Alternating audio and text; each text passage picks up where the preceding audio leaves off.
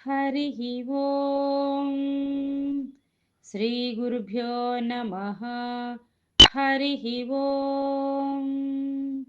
వాక్య విభూతి అనే శీర్షికలో భగవాన్ శ్రీ సత్యసాయి బాబా వారి ఉపదేశము తెలుసుకుందాం. సాయి శరణం, బాబా శరణం. అన్నింటికి దైవమే ఆధారము. ఈ బంధనలన మనము ఆశించవలసినది. ఈ బంధనలంతా మనకు దుఃఖహేతువే కాని మరొకటి కాదు. పరవశం దుఃఖం, ఆత్మవశం సుఖం.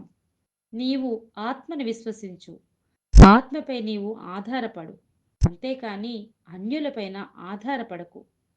అన్నింటికి దైవమే ఆధారము.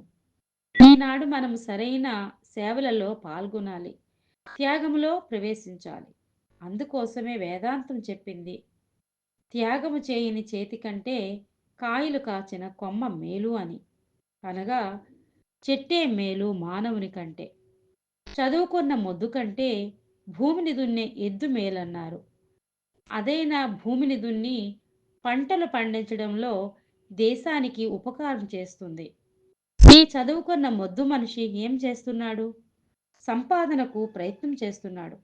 కనుక త్యాగము చేయని చేతులు కేవలము చెట్టు కొమ్మ వంటివే. హృదయం కరగని మనిషి కఠినమైన శిలా హృదయుడే. మన హృదయాన్ని కరిగించాలి, మనసును కదిలించాలి, సేవలో ప్రవేశించాలి, ప్రేమతత్వాన్ని మనము పెంచుకోవాలి. ఇదే పవిత్రమైన భక్తి తత్వము. ఇదే ఆధ్యాత్మిక చిత్తము. ఇదే అనేకత్వములోని ఏకత్వము, దివ్యత్వములోని ఆత్మతత్వము. ఇదే మన పవిత్రత. ఈ పవిత్రతను మనము సాధించాలి. దేవుని కొరకు ఎక్కడికో పోయి మనము శోధించనక్కరలేదు. నీ హృదయమునందే నీవు శోధించుకో. ఓం శ్రీ సాయిరామ్.